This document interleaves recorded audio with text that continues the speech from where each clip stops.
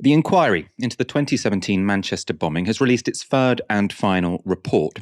This was focused on what MI5 knew about Salman Abedi, the attacker, and whether better use of intelligence could have prevented the attack happening.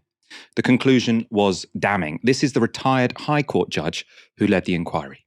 I have found a significant missed opportunity to take action that might have prevented the attack.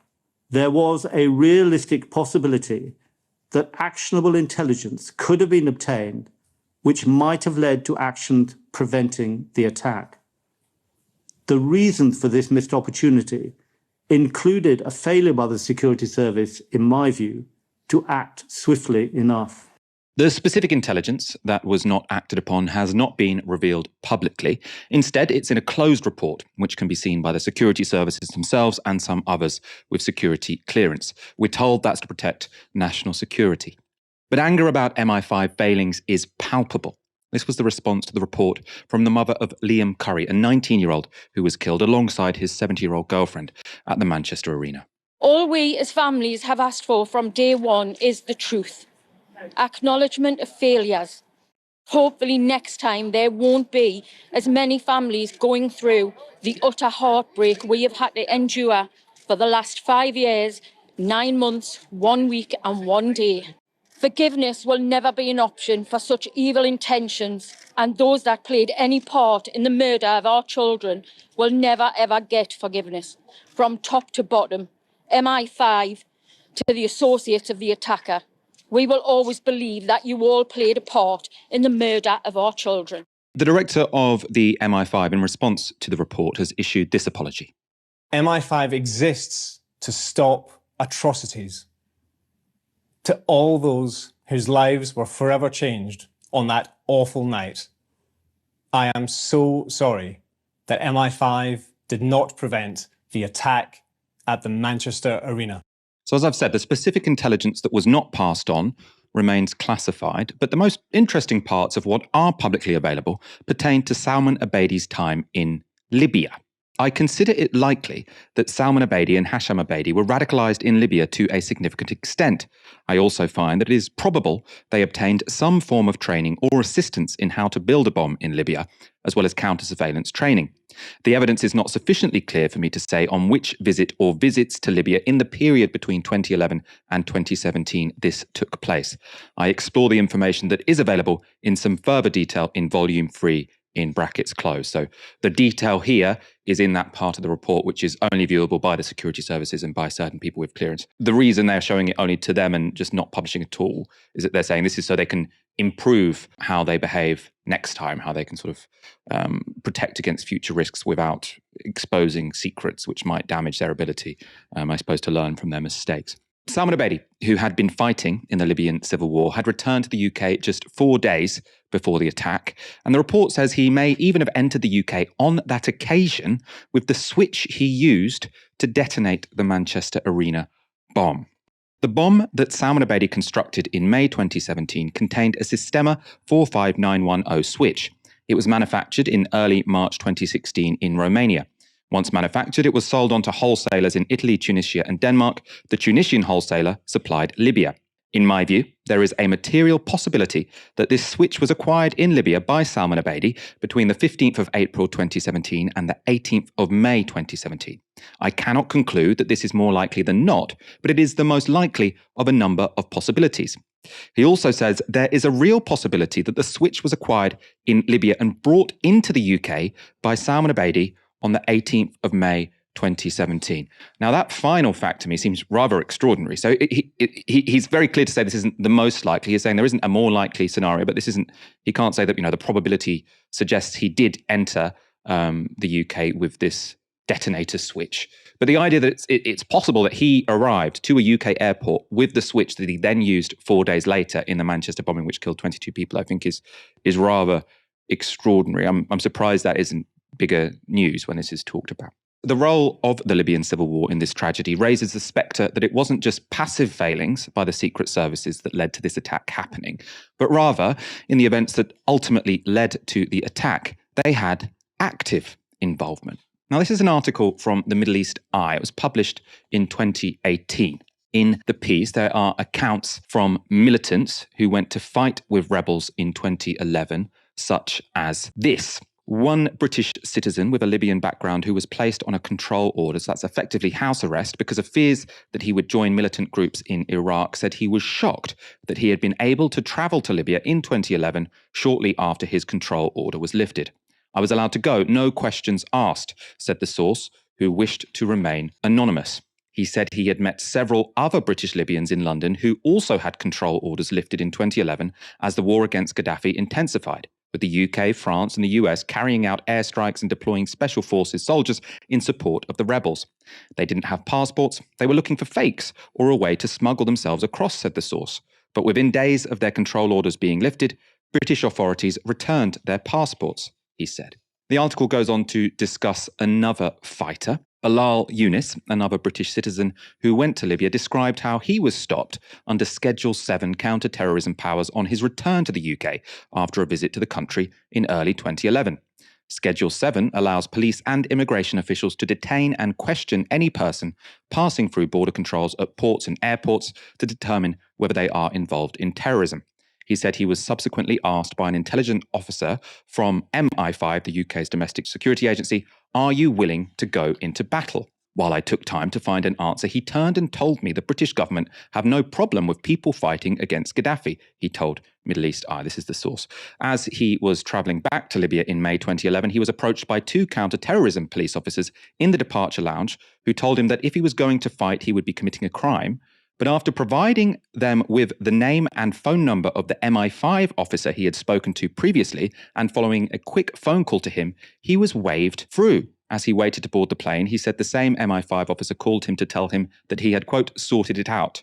The government didn't put any obstacles in the way of people going to Libya, he told Middle East Eye. The vast majority of UK guys were in their late 20s. There were some, 18 and 19. The majority who went from here were from Manchester.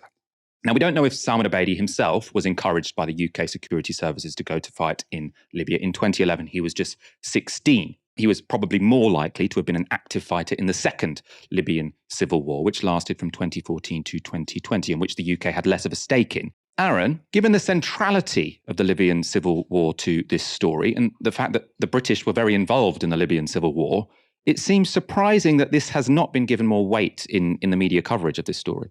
It's remarkable. It's remarkable. It's almost as if, Michael, frankly, there's a bit of a coordinated set of distractions to not talk about the real substantive issues here, which is, yes, of course, MI5 failed to stop this happening. Hugely important to say that. Their job is domestic homeland security and to stop terrorist attacks precisely like this. So I understand the focus on MI5. And I know you've just mentioned an MI5 agent there. But MI6's role, Michael, is about effectively advancing UK interests abroad, are meant to be keeping us safe too, but overseas rather than domestically. A bit like with the CIA abroad for the United States and the FBI at home. And there is an argument that the objectives of MI5 and MI6 is the James Bond agency, were in fundamental contradiction in the early 2010s, not just with Libya, but also Syria. Because on the one hand, obviously, you want to keep domestic nationals in this country safe. But on the other, they looked at extremist potential jihadists as a tool to undermine and attack regimes like Bashar al-Assad in Syria and Gaddafi in Libya. They are useful because they're the enemy of my enemy. The enemy of my enemy is my friend. This was incredibly myopic, stupid, short-sighted, and dangerous. We do not know his role in 2011 when I'm making this precise point about fundamentally there was this tension between MI6 and MI5. And he may have been in that cohort, which were effectively being encouraged by MI6 to go overseas. Again, this isn't wild speculation. It's documented in that MEE piece, but also Peter Oborn's written heroically about it numerous times. And it's a really, really important point to make. The objectives of MI6 and objectives of MI5 was seemingly incongruent. The fact that this person was encouraged to travel overseas by an MI5 officer, however, makes this even more interesting because that should be totally beyond the remit of MI5. That should not be their job. They should not be getting involved in regime change in other countries. That simply should not be happening. we had control orders on people in this country. What's a control order? It's to stop people going overseas, like these people, into violent countries, places with war, where they may get involved in the conflict and come back. The control orders were to stop precisely that. These were dropped on many, many, many people by a Home Secretary. Do you know what her name was? Starts with a T, Theresa May. Who was the Prime Minister when the Manchester bombing happened? Theresa May. So it's pretty convenient we didn't have that conversation in 2017. I tried to do precisely that, but of course, legacy media really wasn't on this story. It's hugely worrying, Michael. And the fact you say the most extraordinary detail of this entire thing is the fact he may have brought the detonating fuse, the detonator, into the UK, and it wasn't seen, wasn't realised. And he was walking around with a giant bloody backpack after coming into the country several days earlier with a detonator, and MI5 and MI6 were completely asleep at the wheel. It says a few things very quickly. There's not adequate communication between both MI5 and MI6, but also, and I think perhaps more concerningly, there were so many people like this, so many control orders dropped, so many dangerous radicals actually encouraged to travel overseas and learn the art of war before coming back, that they couldn't keep tabs on all of them. That is a very frightening proposition to me, and it's one we're barely hearing in the media. Whatever were the precise sequence of events, did MI5 or MI6 help Salman Abedi go to Libya? Were he or his comrades trained by Western forces? These are all very much live questions, right?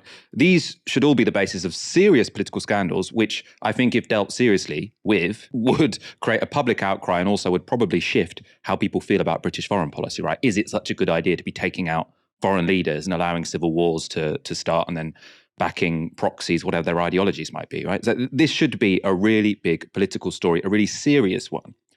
Unfortunately, what should be a story about dangerous foreign policy has instead been turned into a stupid political row about political correctness. You can't make this up. So Suella Braverman this week claimed that terrorist attacks are the fault of political correctness gone mad. And media outlets friendly to Suella Braverman have run with that. This was Jacob Rees-Mogg on GB News. The Manchester Arena bombing inquiry released its third and final report today, concluding that intelligence services missed a significant opportunity to stop the bombing. The attacker, Salman Abedi, had been on our security services radar for several years. The Director General of MI5, Ken McCullum, expressed his profound sorrow over the report's findings. The report, however, was published not long after the Home Secretary suggested that extremists have been allowed to thrive in a protective climate of political correctness. Well, at the time of the tragedy back in 2017, it was reported that one of the security guards at the arena had had suspicions about the attacker, but did not approach him because he did not want to be branded as a racist. So is the Home Secretary correct? This incident may be considered a one-off by some, but the recent independent review of our counter-terror programme certainly affirms the Home Secretary's concerns. Jacob Rees-Mogg then went on to speak to a self-appointed national security expert who agreed with everything he and Suella Braverman said. And his next guest, she's called Harriet Sargent, had an even more out there take. A disclaimer, I was also on this panel. MI5 is actually carrying the can for the failure, and the far bigger failure, of our immigration system, of our asylum and immigration system, and that we have at the moment large numbers, literally thousands of people coming into this country, and the border control have no idea of where they come from, or even basic things like what their age are. And yet suddenly MI5 is meant to know everything about them and being able to make a risk assessment. And Michael, that seems crazy. Do you think that's fair? I mean, it turned out that I was being looked at by Prevent because they thought I was so dangerous because I seemed to be in favour of Brexit. And that is worrying, that they were looking at people who are elected politicians and they were letting real terrorists through the net. I'll put that to one. I don't want to cast aspersions about how extreme your opinions are. Thank you. And unfortunately, I didn't hear the contributions of your previous contributor. But I do want to, I suppose, comment on the whole framing of this discussion, because we've had a report, which I think was quite a serious report, independent public inquiry. And what that has suggested is that there were serious failings from MI5. And yes, as you say, potentially this was one person's human error. But the big picture here, which we're not talking about, I think, is that this guy had come back 4 days earlier from Libya. Yeah. That wasn't an immigration issue. This was a British citizen And he had gone to Libya to fight with jihadists, and that was part of British foreign policy. So for a long period, MI6 were quite keen on jihadists going because they thought they would fight Gaddafi and they would fight on the UK side. And so for us to be having a conversation about political correctness, cancel culture or immigration, when there is a serious government failure. So you're saying there was a simple foreign policy failure. They were worried about Syria, but not about Libya. No, so that's not the failure. That's not the failure I'm talking about. The failure I'm talking about is thinking that it's a sensible foreign policy to take out foreign leaders, as we did in Libya in 2011. We said we were just going to be doing a no-fly zone, but we went for regime change. At the same time... Do you think regime change is a sensible foreign policy? No, you're misunderstanding me. Sorry, I thought you said that. The foreign policy, which I am saying is a mistake, yes, I agree was to bring about regime change in Libya. And at the same time, because MI6 thought it was useful to overthrow Gaddafi, to allow jihadists to go and fight in that civil war. Now, Salman Abedi, he learnt how to make a bomb in Libya, fighting in a civil war which started because of British foreign policy. And this to me seems much more important than political correctness. In this very sensible report, political correctness wasn't mentioned at all.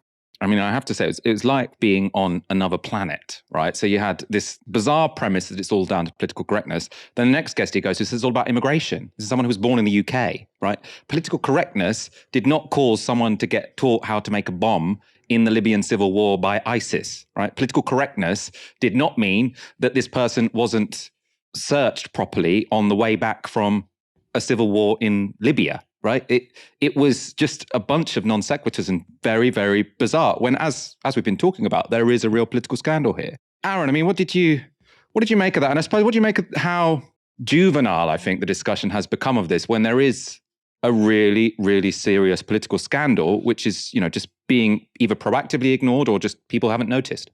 Like I say, it is extraordinary, Michael. I know I keep on using that word, but look, we have had a massive terrorist incident in this country. Many people have died. We've laid out and identified many of the background issues here with the failures of MI5, failures of MI6, and so on.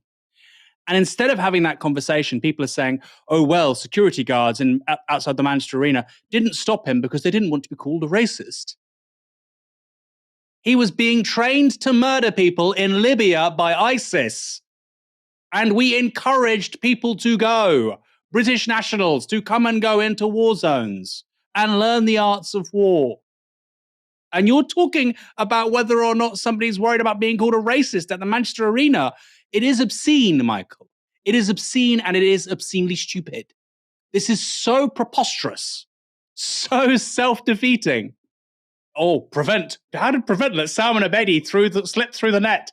Salman Abedi's father, Ramadan Abedi, was known to this country as an extremist in the 1980s. That's precisely why he was here, because he was an opposition figure to Gaddafi. That's why he was here. Oh, we didn't know, but apparently he was radicalized by the family. Yeah, no shit. Salman Abedi's father was a senior figure in the LIFG. We know all this. It's literally been documented. It's been written in the bloody Daily Mail.